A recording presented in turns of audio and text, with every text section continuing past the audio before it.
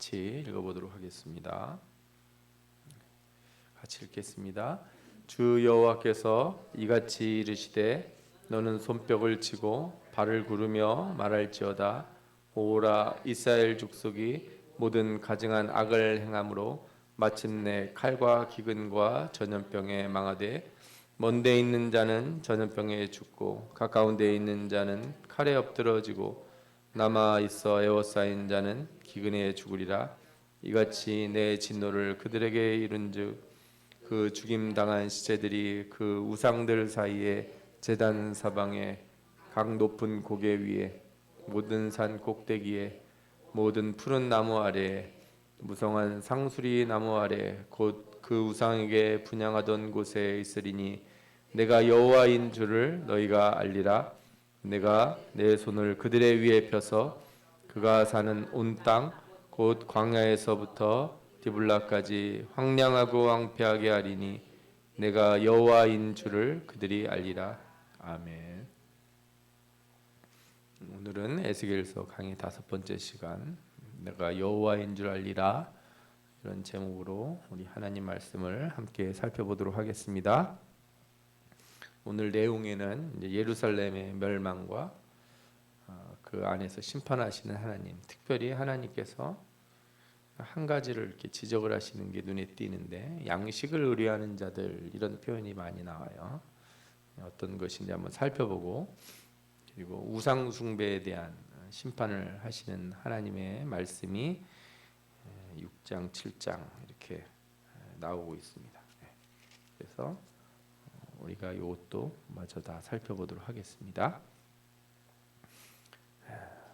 이제 선지서를 계속 보니까 예언서들, 에스겔, 그러니까 이사야, 예레미야, 에스겔을 이렇게 쭉 지나서 이 말씀을 계속 같이 저와 함께 나누신 분들은 그림이 그려질 거예요. 지금 상황이 어떤 상황인지, 그렇죠? 이제 에스겔은 두 번째 포로 때 끌려와서 이렇게 포로들과 같이 바벨론에 있는데 하나님이 말씀하셔서 예언을 하게 돼요. 특별히 그들에게 말로만 예언하는 게 아니라 그들에게 행위로 예언을 하게 돼요. 지난주에도 이 그림을 봤죠. 에스겔이 저렇게 옆으로 누워가지고 왼쪽으로 390일, 오른쪽으로 40일 이렇게 옆으로 누워 있고 또 꽁꽁 묶어 있고 그 앞에는 철판 같은 거로 막고 저 안에는 예루살렘을 토판에 그리고 주변에 저렇게 마치 에워싸여서 공격당하는 것처럼 해놓고 있으라는 거예요. 이제 참 이스라엘 사람들이 보기에 어떠했을까 생각이 드는지 모르겠어요. 여러분들이 이제 그 전쟁 영화 같은 거 보면 전쟁 포로들이 이렇게 끌려가고 그러잖아요. 얼마나 힘들겠어요. 먹을 것도 없고. 예를 들어서 그 우리나라 6.25 전쟁 났을 때 부산으로 막 피난 가고 그랬는데 피난통에 진짜 뭐 밥 한 끼 먹을 거 없는 그런 상황에 어떤 한 사람이 이렇게 한복판에서 막 사람들 막 그 지저분한 그죠? 한복판에서 저렇게 누워가지고 저러고 이렇게 있다고 생각을 해보세요. 환장할 거예요. 도대체 넌 누구냐? 목사다. 하나님이 우리에게 이렇게 나보고 이렇게 하라고 그러셨다. 그래서 제가 가서 이러고 있으면은 아마 와가지고 발로다가 저를 차고 가는 사람이 꽤 많을 것 같아요. 에스겔의 마음이 그냥 엄청 아팠을 거예요. 그 마음을 이렇게 그 에스겔의 마음이라는 게 뭐겠어요? 하나님이 전하고 싶은 마음이잖아요. 하나님이 전하고 싶은 마음. 이스라엘의 멸망을 하나님이 기뻐하시겠습니까? 그죠? 얼마나 하나님이 이렇게 속이 상하면 이스라엘을 치시는데 멸망을 당하는 과정에서도 잘 알아들은 사람은 딱 한 대 때리고 끝나실 것 같아요. 저도 그런 생각이 들어요. 우리 신자들도 고난을 받을 때 잘 알아듣는 사람 있잖아요. 조금만 뭐라도 이제 엄마가 뭐라 그럴 때 금방 와서 막 빌면서 엄마 잘못했어요 막 이러면은 그냥 머리 꿀밤만 톡 치고 말아요. 그죠? 근데 끝까지 말 안 듣고 그래 때리고 싶으면 때리세요 이러면은 그 때리는 게 목적이 아니잖아요. 깨닫는 게 목적이니까. 그 이스라엘 백성들이 지금 2차 포로로 와 있는데도 지금 자신들 상태를 몰라요. 상황을 모르니까 하나님께서 저걸 보여주시는 거예요. 말로 안 되니까 에스겔한테 가서 저렇게 하라는 거예요. 에스겔은 이제 아주 힘든 거죠. 저런 데다가 또 먹을 건 되게 조금씩 먹어야 되고 또 떡은 또 인분에다가 구워 먹으라고 그러시고 얼마나 힘들겠어요. 이런 이제 예언을 하는데 그 중에 음식에 대한 게 있어요. 그 왜 그렇게 먹어야 되냐면 양식으로 고통을 받을 것을 이렇게 하나님께서 예언하게 하신 거예요. 예루살렘은 이제 시드기야가 바벨론에 대항하면서 점점 고조가 돼요. 그러니까 마지막까지 희망을 안 버려요. 어떤 희망을 안 버리냐면 하나님에 대한 희망을 안 버리는 게 아니라 애굽에 대한 희망을 안 버려요. 애굽에 대한 희망을. 그래서 바벨론은 시드기야 9년 10월 10일부터 예루살렘을 포위를 하기 시작하고 시드기야가 애굽에 도움을 요청할 때 그 애굽이 올까봐 떠난 건 아니었던 것 같아요. 다른 문제 때문에 바벨론 군대가 잠시 이렇게 퇴각을 했다가 다시 오게 돼요. 그래서 시드기야 11년까지 약 30개월 동안 예루살렘 성을 포위해요. 30개월이면 그 2년 반 정도 되지 않습니까? 예. 그렇게 성을 포위하니 그 상황이 얼마나 이 성 안이 핍절하겠습니까? 그래서 주전 586년 시드기야 제11년 4월 9일에 예루살렘 성이 함락했다. 이런 내용들이 책에 전해지고 있어요.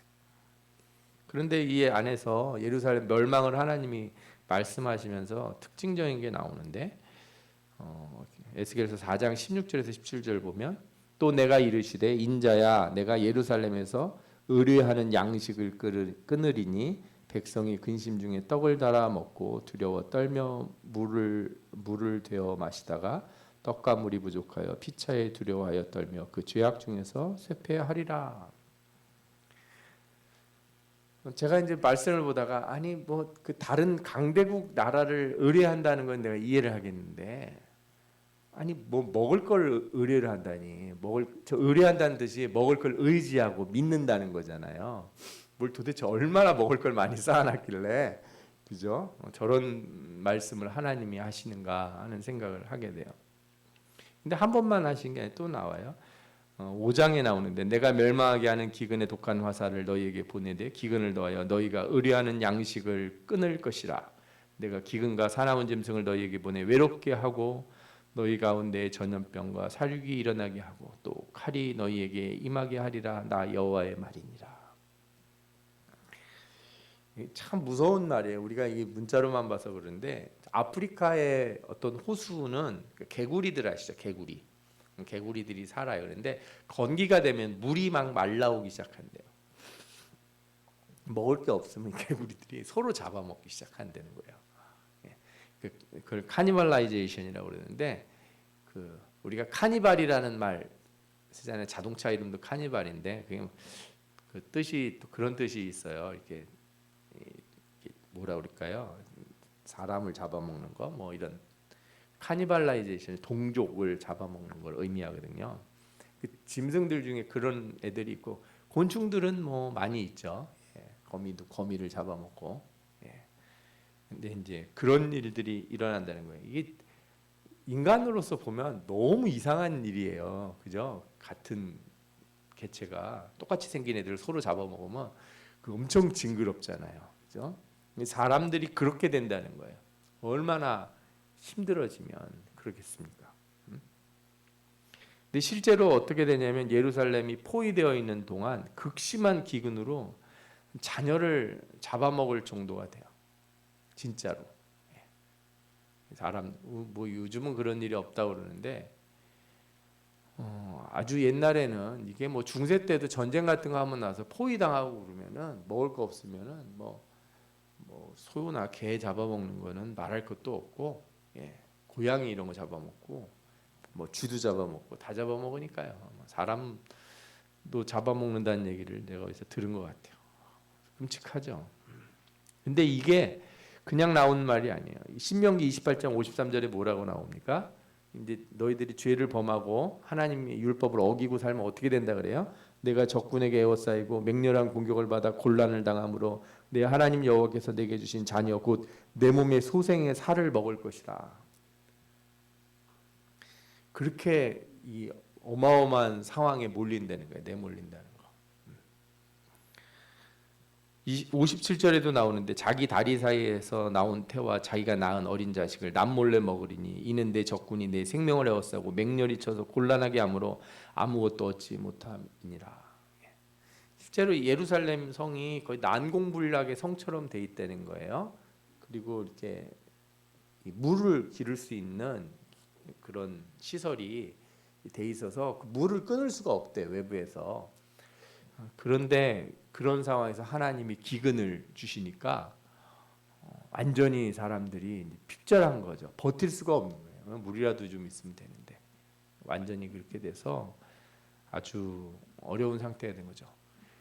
그리고 이 고난이라고 하는 것도 한 방에 오면 사실은 좀 덜 아파요. 고난이라는 게. 경제도 그런 거예요. 경제 위기도요. 이렇게 한꺼번에 갑자기 어려운 일, 예를 들어 코로나 터졌을 때처럼 막 갑자기 모든 게 막 난리가 나는 것처럼 되면은 금방 또 회복이 되기도 해요. 그런데 천천히 이렇게 여러분들 30개월이면은 이게 작은 것 같아서 2년 반을 고난을 겪는다고 생각을 해보세요. 2년 반 동안 기근이 와가지고 그러면 물이 점점 마르겠죠.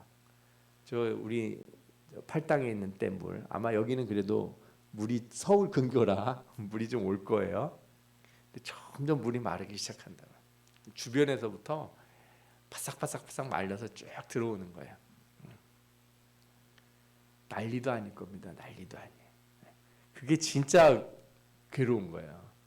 갑자기 오는 것보다 그렇게 천천히 오는 그 멸망의 이 조임이라는 게 그렇게 고통스러운 거예요. 그 왜 그런 게 오겠는가? 너희들이 율법을 어기고 하나님 말씀을 어기니까. 그런데 아까도 말씀드린 것처럼 왜 양식에 대한 얘기를 했는가 하는 생각이 들어요. 그건 이렇게 이해해 볼 수가 있어요. 이스라엘이 자신들이 의뢰하는 여러 가지들이 있어요. 우상이 있겠죠. 처음에 거짓신, 애굽이라고 하는 외부의 힘, 뭐 애굽이나 뭐 바벨론이나 때로는 모압이 되기도 하고 암몬이 되기도 하고 막 이러죠. 그 다음에 예루살렘 성벽, 난공불락의 성, 그죠? 그리고 거짓 선지자들이 또 있어요. 때때로 나와서 거짓 희망을 줘요. 저게 다 깨지고 나면 남는 게 뭐 있어요? 양식이에요, 양식. 이 사람도 그래요. 믿는 구석이 있고 누가 도와줄 사람이 있는 것 같아. 자기 그래도 몸이라도 멀쩡해서 내가 어디 가서 아무리 힘들어도 이렇게 공사판이라도 가고 요즘 택배도 있고 그러니까 물건이라도 날르고 그러면 알바하면 난 먹고는 살 수 있어. 자기 능력이 있다고 생각될 때. 그죠? 그러면서 헛된 희망을 계속 꿈꾸고 있을 때 버텨요. 그런 게 모든 게 다 깨지고 나면 이제 뭐만 쳐다봐요? 쌀떡 보는 거죠. 통장에 잔고 주러 가는지. 마지막 남은 거예요, 그게. 그 참 인간이 그런 존재인가 하는 생각을 하게 돼요. 이제 성경을 읽다 보면 하나님이 사람에 이렇게 대해서 말씀하시는 걸 가만히 살펴보면 인간이 그렇게 얼마나 악하고 완고한지 진짜 먹을 게 다 떨어져서 쌀 한 톨 안 남을 때가 돼야 그때서야 하나님을 찾는가? 이런 생각이 들 때가 있어요. 아니 그것밖에 안 남았는데 그걸 의지하는가? 이렇게 생각될 때. 병원에서 보면은 이렇게 아프신 분들 있잖아요. 아픈데도 뭐 시한부 판정을 받아도 소리 뻑뻑 지르시는 분들이 있어요. 대부분 이제 통장에 돈이 좀 있고 어차피 죽는 건 다 똑같지 막 이러면서 얘기를 막 하시는 거예요. 아니 뭘 그렇게 의지하고 붙들고 사시는 건가 하는 생각이 들 때가 있어요. 어떤 사람들은 이렇게 정말 힘든 상황인데도 나는 그런 일을 못해 하는 사람들이 있더라고요. 학벌이 좋고 자기가 그래도 그 공공기관에서 높은 자리에 있다 나왔기 때문에 나는 그런 일 못해. 그러고서 끝까지 버티는 거죠. 언제까지 버텨요? 돈 다 떨어질 때까지는 버티죠. 그런 분들도 많이 봐요. 제가 뭐 그런 분들 뭐 누구를 잘못했다고 말하고 싶어서 그런 게 아니고 우리 인간이 의지하는 걸 한번 살펴보라겠죠. 여러분들도 가만히 보세요. 내가 하나님만 의지한다고 그러지만 간절함의 정도가 달라요. 간절함의 정도가. 네? 진짜 목구멍까지 차올라서 이게 물이 차올라서 코만 간신히 내놓고 있을 수 있는 그런 상황에 놓였을 때 간절함이라는 거 하고, 그죠? 물이 좀 와서 발바닥에 좀 찰랑찰랑 아유 걸레로 좀 닦아내면 되겠네 하는 수준의 하고는 질이 다른 간절함을 갖게 되거든요. 하나님이 말씀하시는 게 그거예요. 네가 그 마지막까지 버티고 있는 그거, 내가 그거를 내가 깨겠다. 얼마나 이게 이제 저기 한 건지 몰라요. 제가 이거를 그냥 적어온 게 아니에요. 보시면 성경에 이런 말씀들이 그렇게 많이 나와요. 예를 들어 내가 애굽을 의뢰하도다. 그것은 상한 갈대 지팡이와 일반이라 사람이 그것을 의지하면 손에 찔려 들어가리니 애굽 왕 바로는 그 의뢰하는 자에게 이와 같으리라. 조각한 우상을 의뢰하며 부어 만든 우상을 향하여 너희는 우리의 신이라 하는 자는 물리침을 받아 크게 수치를 당하리라. 그러므로 이스라엘 거룩하신 자가 말씀하시되 너희가 이 말을 업신여기고 압박과 허망을 믿어 그것을 의뢰하니. 허망을 의뢰한다. 제가 요즘 그 젊은 청년들 얘기를 이렇게 많이 보거든요. 어디서 듣기도 하고 인터넷에서 같은 데서 보고 그러는데 소망이 없는 시대라고 말하면서 소망을 어디서 찾나? 이렇게 엉뚱한 데서 자꾸 찾아요. 그러니까 이 예를 들어서 이 물질적인 이 사회 빈부격차가 막 심해지고 막 그 비판해요. 또 예를 들어서 학벌차 같은 거로다가 막 비난해요. 그죠? 뭐 부자 동네, 뭐 가난한 동네. 아니 아파트도 이렇게 예를 들면 그 어느 동네는 아파트가 좋은 아파트들이 그렇게 많은데 여기만 무슨 임대 아파트라고 거기를 그렇게 사람들이 그걸 지나다니지 못하게 한대요. 근데 그런 얘기도 그래서 제가 너무 그 속상하더라고요. 요즘 시대가 그런 거예요. 그러니까 막 그런 걸 비판하면서 어디다가 희망을 걸어요? 대박 나는 거, 뭐 어디 한탕 하는 거, 막 거기에 희망을 거는 거예요. 그런 거 사놓고서 언젠가 이건 대박 날 거라고 그러면서 제가 뭐 구체적으로 말씀 안 해도 대충 뭔지 아실 거예요. 어떤 나라들은 가면은 제가 북유럽에 있는 어떤 나라를 갔는데 그 나라 사람들은 은퇴한 사람들이 매일 하는 일이 뭐냐 그랬더니 아침에 그 가게 문 열 때 와가지고 이렇게 아침에 이렇게 줄을 서 있어요. 저는 거기 갔을 때 이제 유심칩 핸드폰 쓰려 그러면 칩을 사야 되니까 그 칩하는 가게라서 기다리는 거예요. 호텔에서 나와서 기다리는데 한 10시가 되도록 문을 안 열어요. 10시쯤 문을 여는 거예요. 근데 할머니, 아저씨 같은 할아버지 같은 분들이 와서 있어요. 옷차림도 별로 좋지 않은데 들어와서 저는 그거 하는데 그분들이 와서 뭘 고르나 제일 먼저 와서 로또를 고르는 거예요. 로또 도박하는 거. 그리고 하루 종일 그 뭐 맥주 같은 거 한 잔 놓고 그러고 이렇게 멍하면서 이렇게 텔레비전을 이거 마시질 않아요. 이거 다 마시면 가야 되니까 미직지근한 거 놓고 그러다 가는 거예요. 연금은 나오니까 굶어 죽진 않는데 소망이 없으니까 그런 거에 소망을 거는 거예요. 그래서 그런 나라들이 있다는 거예요. 이렇게 로또 판매가 엄청나게 많은 나라들.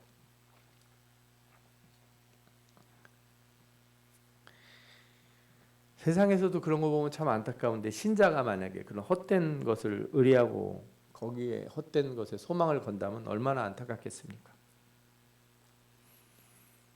예레미야서 5장 17절에도 보면 그들이 내 자녀들이 먹을 추수 곡물과 양식을 먹으며 내 양떼와 소떼를 먹으며 내 포도나무와 무화과 열매를 먹으며 내가 의뢰하는 견고한 성도를 칼로 파멸하리라.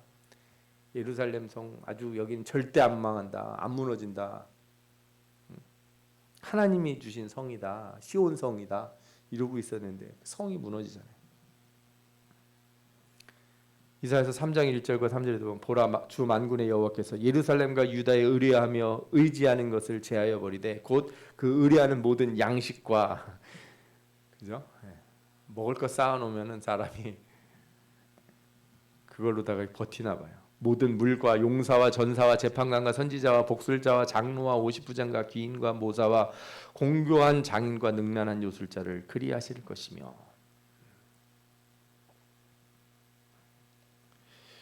우리가 하나님이 내려주신 구원의 밧줄을 잡으려면요, 이렇게 다른 줄을 놓고 잡아야 돼요. 다른 줄을 붙잡은 상태에서는 절대 그 줄을 못 잡는 거예요. 손이 두 개밖에 없는데 내가 한 줄 잡아야지, 내가 딴 줄 잡으면서 저에게 줄을 자꾸 내려달라고 그러면 그걸 놓고 이걸 잡아라 이렇게 얘기하시거든요. 우리가 때로는 그런 간절함이 올 때, 내가 의지할 곳이 아무것도 없는 것 같을 때, 내가 어디 기댈 때도 없고 어디 가서 하소연할 때도 없고 누가 나를 도와줄 곳이 없을 것 같을 때, 그때가 하나님 만날 때고 하나님이 나를 부르시는 때라고 믿으시기 바랍니다. 더 좋은 거는 내 주변에 그런 게 잔뜩 있어도 나는 그걸 의뢰하지 않는다. 저건 아무것도 아니다. 저거는 의미 없는 것들이다. 그죠? 돈이 몇백억 몇천억이 있어도 주님 앞에 나와서 두 손 들고 기도하는 사람이, 그 사람이 진짜 하나님을 의지하는 사람이죠. 그죠? 그런데 어떤 사람이 사업을 하다가 어려워졌다고, 하나님 내가 숨겨놓은 저거는 건들지만 않게 해달라고 하나님 앞에 막 붙드는 거예요. 기도하는 거죠. 그 무슨 의미가 되겠어요? 하나님이 나의 힘이 아니고 뭐예요? 저게 나의 힘이에요. 저것만 안 건드리면 나는 언제든지 다시 할 수 있어, 살아날 수 있어, 막 이런 생각을 하는 거라고 볼 수도 있잖아요. 그렇죠? 하나님이 의뢰하는 것을 끊을 때 그것은 우리 보고 죽으라는 얘기가 아니고 온전히 하나님만 의지하라. 그죠? 이사야서 12장 2절, 보라 하나님은 나의 구원이시라. 내가 의뢰하고 두려움이 없으리니 주 여호와는 나의 힘이며 나의 노래시며 나의 구원이십니다. 찬송 부를 때, 그죠? 주님은 나의 힘이시고 나의 구원이시고 능력이시다 이렇게 말할 때 그 가사가 여러분들 심장에 깊이 울림이 되길 바랍니다. 시편에 나오는 이런 시를 읽을 때마다 여러분들의 마음이 완전히 말씀에 이렇게 붙잡히시기를 원합니다. 잠언서 3장 5절에도 뭐라 그럽니까? 너는 마음을 다하여 여호와를 의뢰하고 내 명철을 의지하지 말라. 잔머리 쓰지 말라. 쉽게 말하면 이거예요. 제발 하나님을 붙들고 자꾸 너의 계획은 뭐 어떻게 해서든지 꽁수 만들려고 하고 빠져나갈 구멍 생각해내고 그러지 말고 한번 주님 앞에 온전히 걸어봐라. 네 인생을. 여호와를 의뢰하여 선을 행하라. 땅에 거하여 그의 성실로 식물을 삼을지어다. 하나님을 의뢰하고 뭘 하라고요? 선을 행하라는 거예요. 하나님 뜻대로 한번 해봐라. 예? 그리고 오직 그가 주시는 것으로, 그의 성실로, 하나님의 은혜로 내가 산다 이렇게 생각하고 살아야죠. 갑자기 그 생각이 나네. 저희 집도 예전에 참 먹을 게 없었던 시절이 있는데 이렇게 누가 쌀을 보내와가지고 이렇게 쌀독, 얘는 항아리 같은데 이렇게 넣잖아요. 쌀을 그 잔뜩 부어놓고 그러면 저희 어머니도 그랬던 것 같아요. 약간 든든한 느낌이 드셨다는 거예요. 특히 이때쯤 되거나 11월 달 되면 연탄 있지 않습니까? 연탄. 옛날에는 연탄 100장 이렇게 딱 들여다 놓고 김장해가지고 김장떡 딱 묻고 그러면 왠지 든든한 거예요. 이 겨울 난다. 제가 이거 말씀 보면서 그런 생각도 했어요. 참 우리가 다 그런 시절이고요. 이게 아주 원초적인 거구나. 우리가 사실 먹고 잘 살아서 그죠? 우리가 이렇게 옷도 잘 입고 여러분들 다 그냥 과영양의 시대잖아요. 과영양의 시대. 영양이 과다한 시대라 여러분들이 잘 못 느끼시는 것 같은데, 우리가 하나님을 의지함에 있어서 진짜 이 말씀대로 온전히 주님만을 붙드는 사람들 되기 바랍니다. 이후에 하나님께서 이제 6장부터 이렇게 우상 숭배에 대한 심판하는데 뭐 이스라엘이 여러 우상들을 섬겼다는 거 제가 하도 많이 말씀을 드려서 오늘은 더 말씀드리지 않을 거예요. 그런데 이 말씀들을 이제 가만히 보면은 뭐라고 얘기하시냐면은 하나님이 이 우상을 섬기는 자들을 치시는데 내가 칼에 너희에게 임하게 하여 너희 산당을 멸하게 할 것이다. 또 너희가 죽임을 당하여 너희 우상 앞에 엎드려지게 할 것이다. 이런 말씀하세요. 그러니까 우리가 이제 제사 같은 거 드릴 때 제사의 가장 큰 게 뭐냐면은 이제 하나님 앞에 드릴 때는 소나 양을 잡아 드리는 거예요. 피해 제사가 제사 중에 제일 높은 수준의 제사잖아요. 근데 이방인들은 뭘로 제사를 드려요? 가장 높은 수준의 제사가 자식을 막 죽이는 사람을 죽이는 제사거든요. 하나님이 그래 니들 말대로 한번 니들이 피를 흘려봐라 거기다가 네 신들이 너희를 돕나냐 보라는 거죠. 그런데 이런 말씀을 뒤에 가서 더 하세요. 내가 너희 중에서 칼을 피하여 이방인들 중에 살아남은 자가 있게 할 것이다. 다 죽이지 않는다는 거예요. 살아남게 할 거라는 거예요. 누군가는. 왜 그래요? 너희 중에 살아남은 자가 사로잡혀 이방인들 중에 있어서 나를 기억하되 그들이 음란한 마음으로 나를 떠나고 음란한 눈으로 우상을 섬겨 나를 근심하게 한 것을 기억하고 스스로 한탄하리니. 이 남아있는 사람들이 갖는 것이 뭐냐면은 저거를 깨닫게 하려고 하는 거예요. 기억나게 하려고 하는 거. 우상 숭배에 대한 심판의 근본적인 목표가 뭐냐 그러면 사람으로 하여금 되돌이키게 하려고 하나님을 다시금 생각나게 해서 깨닫게 하려고. 그러니까 탕자가 돼지 우리에서 막 먹다가 그렇게 힘들어졌을 때 누구 생각이 나요? 자, 아버지 생각나고 집 생각나는 거. 그게 고난의 유익함이에요. 고난의 유익함.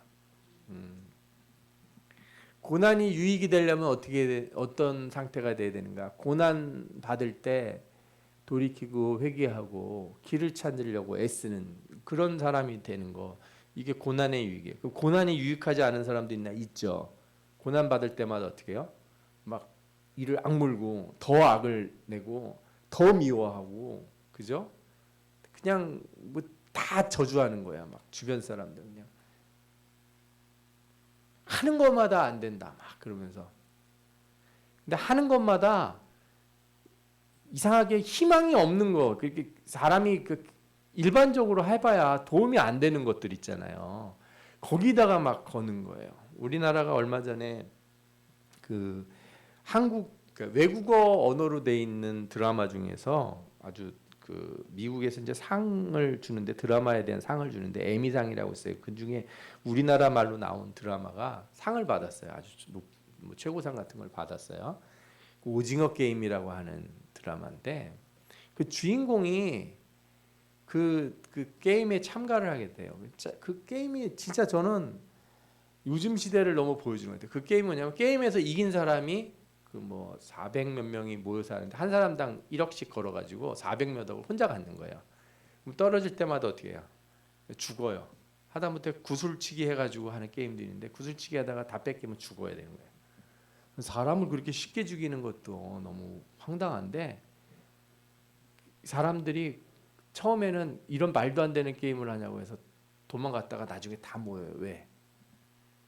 그래도 저거 하면 저거 한 방 하면 저거 다 가질 수 있잖아. 제가 그거 보면서 야 이거는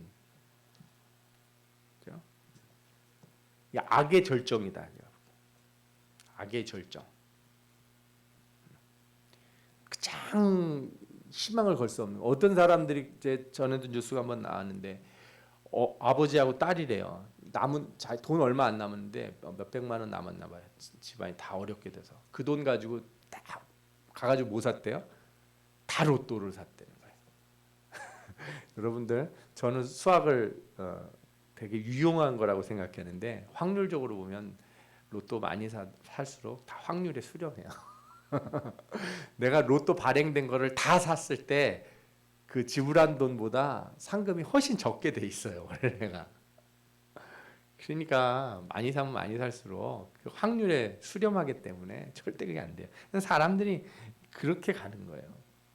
하나님은 그걸 원하시지 않아요. 신자가 그래도 시험을 받고 고난을 당할 땐 하나님의 뜻을 좀 읽을 줄 알아야 돼요.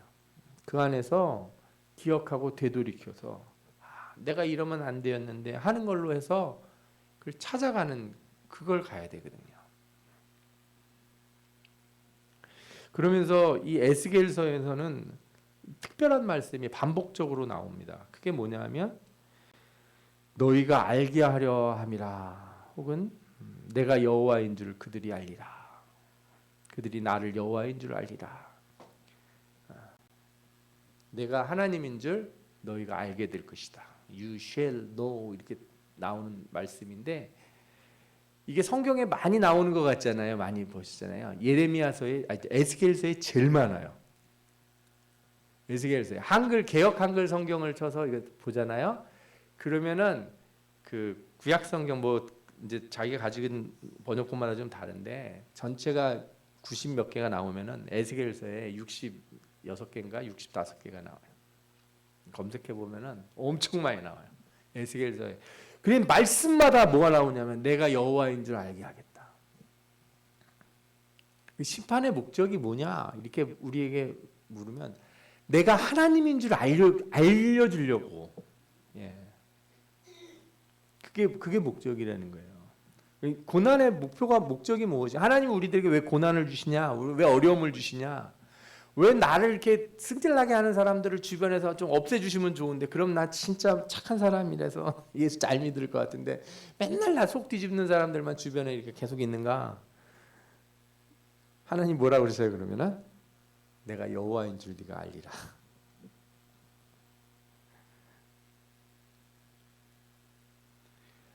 보세요. 6장 7절에 너희가 죽임을 당하여 엎드려지게 하여 내가 여호와인 줄을 너희가 알게 하리라. 10절에도 그때야 그들이 나를 여호와인 줄 알리라. 내가 이런 재앙을 그들에게 내리겠다 한 말이 헛되지 아니하리라. 그 재앙을 내렸는데도 이런 말이 안 나오면은 하나님의 심판을 해서 진짜 쟤는 때려도 말을 못 저렇게 말을 안 듣는 애가 있나? 자식이 말을 안 들어가지고 그냥 비 오는 날 먼지 나도록 두들겨 팼는데도 그냥 똑같이 하면은 그 소용이 없는 거잖아요. 얼마나 괴로워요. 내가 내 손을 그들 위에 펴서 그가 사는 온 땅 광야에서부터 디블라까지 황량하고 황폐하게 하리니 내가 여호와인 줄 그들이 알리라. 에스겔서에 보면 이런 말씀이 참 많이 나와요. 이스라엘 족속아, 내가 너희의 악한 길과 더러운 행위대로 하지 아니하고 내 이름을 위하여 행한 후에야 내가 여호와인 줄 너희가 알리라. 하나님이 우리에게 심판을 하시면서 나중에 이제 에스겔서 우리가 뒤에 가서 보면 아시겠지만 내가 이렇게 하면 내가 하나님인 줄 알 것이다 이렇게 말씀하시는데 뒤에 가면 어조가 약간 달라져서 어떻게 바뀌는지 아세요? 내가 너희를 거룩하게 하고 너희에게 새 영을 부어 주어서 너희들을 깨닫게 해줘서 그때서 너희가 내가 여호와인 줄 알게 될 것이다 이렇게 말씀하세요. 에스겔서 37장의 그 유명한 그 무덤에 뼈가 있는 골짜기에서 다시 살아난 그 장이잖아요. 거기 뭐라고 나오냐면 내 백성아, 내가 너희 무덤을 열고 너희를 거기서 나오게 한즉 너희는 내가 여호와인 줄을 알리라. 38장에 보면 이같이 내가 여러 나라의 눈에 내 위대함과 내 거룩함을 나타내어 나를 알게 하리니 내가 여호와인 줄 그들이 알리라. 이스라엘 백성들을 구해내는 것으로, 그리고 큰 나라들을 심판하심으로 모든 전 세계에 하나님이 하나님 되심을 드러내시겠다는 거예요. 모두가 알게 될 것이다.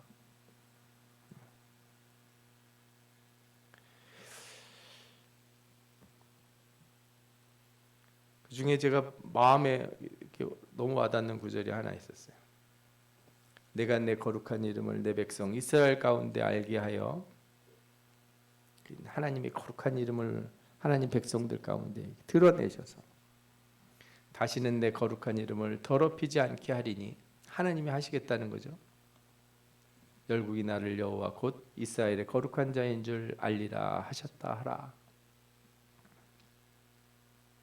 하나님이 영을 부어 주시고 하나님이 하나님의 이름을 위하여 그분의 이름을 위하여 일하시고 그의 백성을 구원하셔서 그 백성들뿐만 아니라 모든 자들에게 하나님이 누구인지를 내가 곧 여호와 하나님이다 이거를 드러내시겠다는 거예요.